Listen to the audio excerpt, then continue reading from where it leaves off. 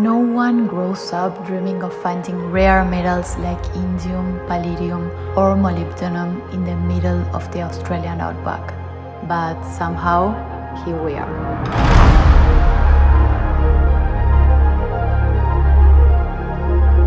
To find something new, you have to search beyond the horizon.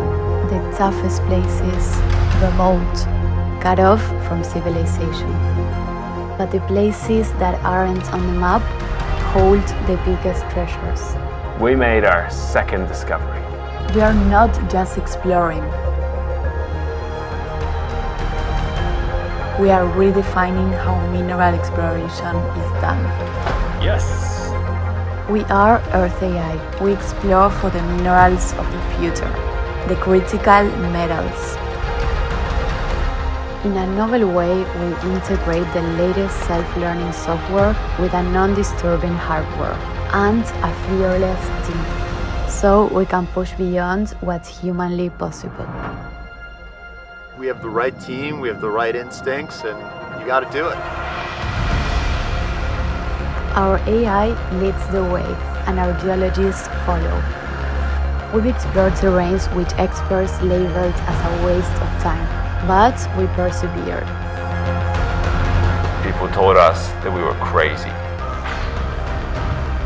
They kept finding a way. They refused to give up. Experts have ruled out the possibility for nickel and palladium to be found here, but we proved them wrong. We just had to believe our AI system. That's exploration, the excitement, the vast frontier, the intensity, the failure, the hope, the people and the adventure. And in the end, it's all worth it. Because we're changing the world for the better. I felt like I saw something truly rad. This is EarthAI. This is what discovery feels like.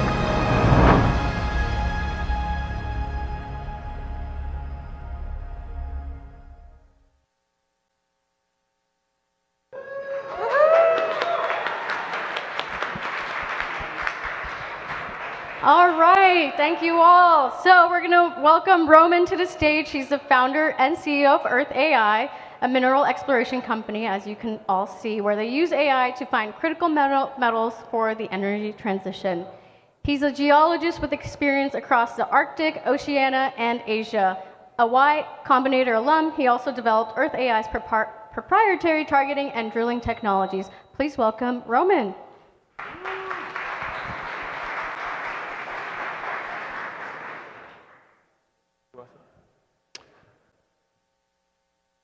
Hi, I'm Roman, founder and CEO of EarthAI. I always start my presentation from telling people why I love my job. We go to these amazing remote locations, these gorgeous nature spots, and we study the history of the Earth there. We drill down 2,000 feet and grab a sample of rock that has never seen light. And the metals in that rock are super important for our civilization. We build hundreds of millions of electric cars from it. We can turn our grid renewable. We can save the climate. But finding these metals is really hard. My background, I'm originally from Ukraine, from ordinary family, was always really passionate about exploration and rocks, but never had the means to do it. But I found geology and I was blown away by it, fell in love into it, studied so hard, became the best in university. Then we do these Olympiads, so I was best in the country. Then I wanted to take a job the furthest remote possible in the frontier. I worked in the Arctic among bears. Then I worked in the Far East where there were still bears there, but there's no salmon season, so they're very hungry. I had to run away from a few. But that's where I realized that the real frontier in exploration is not so much geographical as it is technological. The mines of the past have been found by geologists literally smacking every single rock in the mountain for 10 years. Until they find something. These timelines are just not commercial anymore in today's business. So I wanted to solve the problem, looked for a research position, found a fully funded scholarship at the University of Sydney, which is one of the best schools in the world, packed my bag, move across the world, and during my few years in academia, I saw this opportunity I couldn't resist. Turns out, since the 70s, Australian government mandated every single explorer to submit their data to the archive. So we have 50 plus years of complete records. And I thought if I could build a learning system that can absorb all that knowledge, train on millions of failures and successes of geologists, we can predict much better where to find mines of the future. But that was 2017. AI was not proven. Hardware was too hard and too much capex. And mining, one VC told me, mining, Roman, would never be a trend. But where am I now? SF Deep Tech Week, and it's a mining talk. AI became super hot, and hardware has the biggest moat, and critical metals, global trend. So global problem. Let's dive into it. So EarthAI is a critical metals exploration company that uses predictive software and low disturbance drilling to discover and own billion-dollar mines. Just to tell you a little bit about the problem, industry is very inefficient at finding new deposits. Globally, explorers and miners spend $13 billion to only find 45 new deposits. EarthAI was $2 million budget. In a year, we found 3 discoveries. It's amazing what it can do when you apply technology to like an old, dogmatic, antiquated industry. Finding a mine is a huge deal, and a median mine produces $450 million of revenue for 25 years. In 90th percentile, that scales up to $2 billion for 100 years. BHP, the largest mining company in the world, has a market cap of $150 billion. They only have 30 mines. But they're all sitting on this declining revenue potential because they're not actually looking for new deposits. Our aspiration is to become this organic growth engine for the mining industry, where we discover and develop new deposits and then sell them off to large mining companies. Step out to the macro. Renewable energy transition, national security, bringing manufacturing onshore all requires fixing these supply chains of raw materials. And there's a projected demand growth from 320 billion, where the market is now, to 10 trillion. At the same time, the supply is shrinking. 10 years ago, we were finding 150 new deposits globally. Now we're doing just over 40. Demand is rising, supply is shrinking. That means pricing.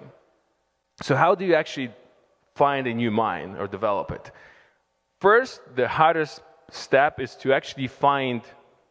You have to drill and take a sample of rock that has equal or better concentrations of metals than currently producing mines.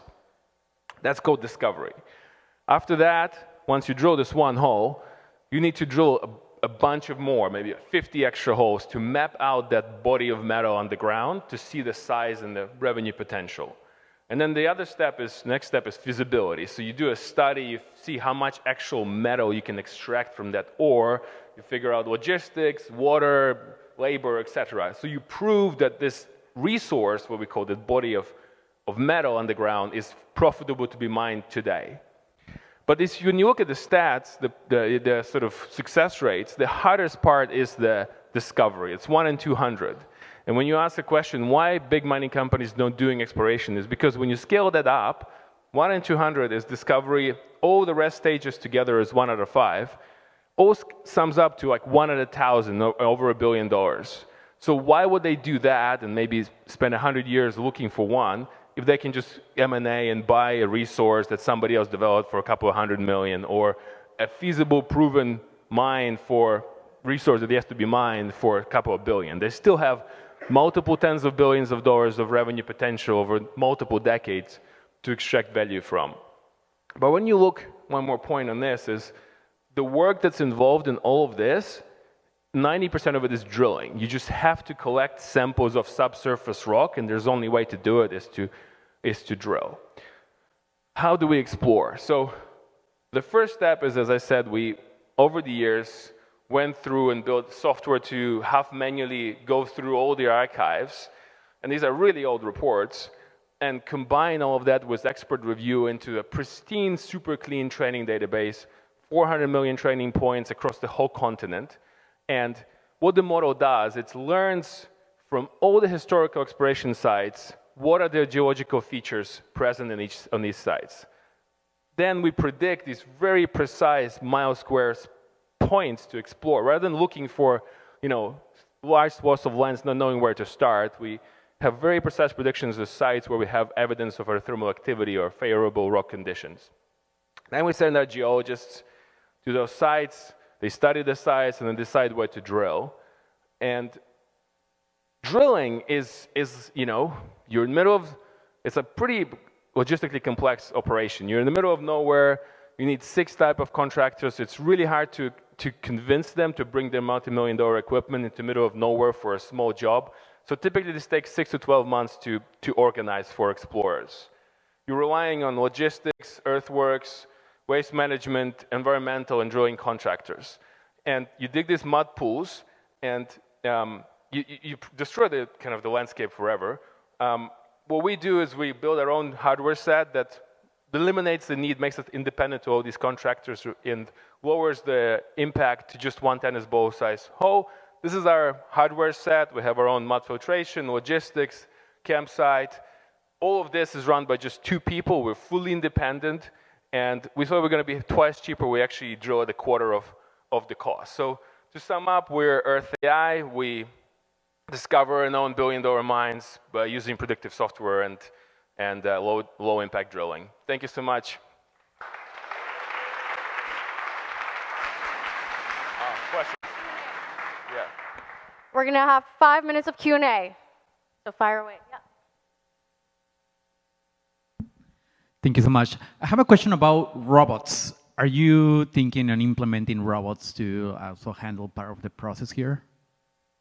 Yeah, so when we started being involved with drilling, we thought about automation and put a bunch of sensors on, but what we found out is there's no test base for it yet. There's mechanical engineering problems need to be solved first before you go into that. So we're working a little bit on it. We also want to do a rover, but it's all at this point, for us, the main point to validate is to discover more projects. We have 3 discoveries, we're developing them and to monetize them then we have more cash, and then we'll put some more money into robots.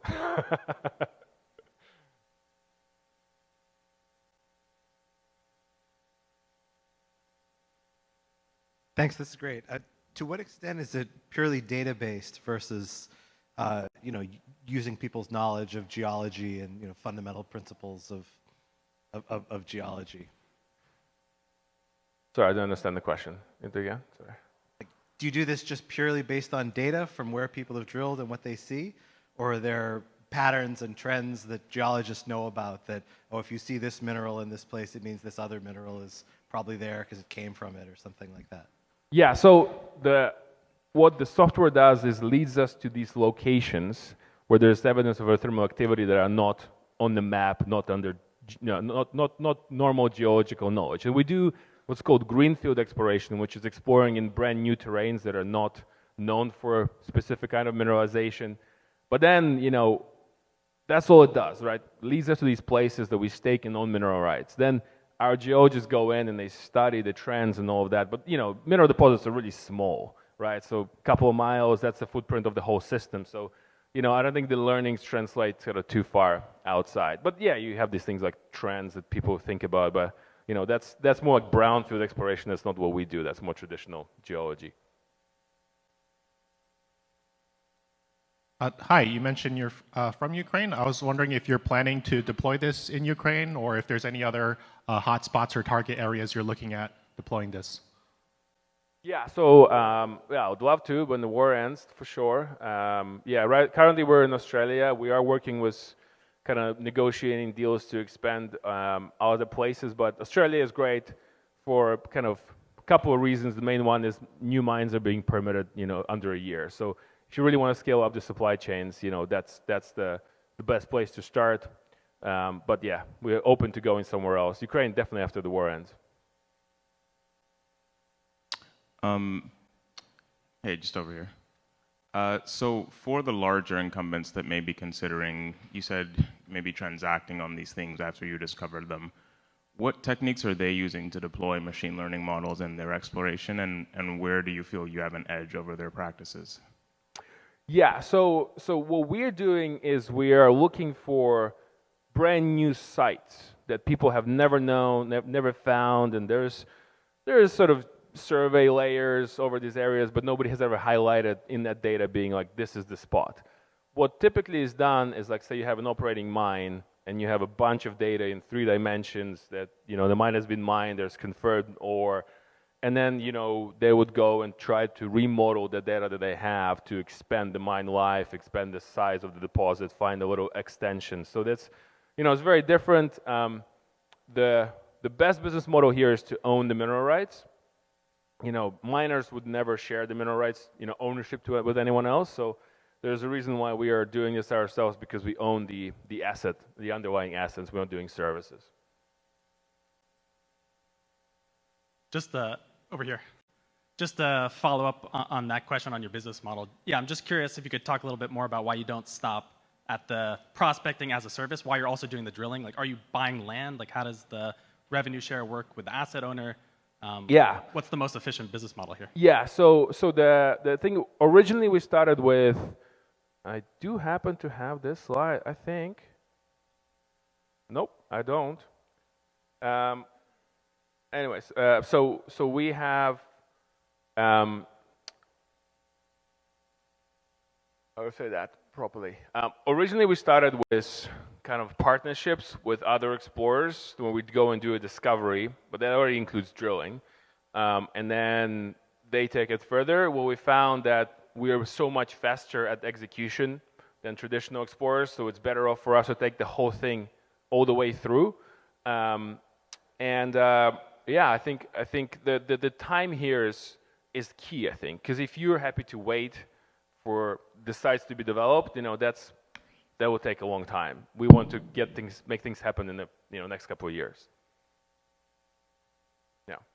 Oh, quickly, I'm Garrett Kinsman. I'm building nuclear reactors, so I want all your thorium, because I know you guys have a lot in Australia. Everyone's talking rare earths. Is it actually economical to go mine rare earths in Australia? I know you're probably finding tons of rare earths. Is it economical? What are you guys looking for? I see gold and moly and palladium up there. So yeah, it all depends on the specific project. If you have a big deposit, the very high concentrations, then of course, you know, there's plenty of mines of rare earths in the world.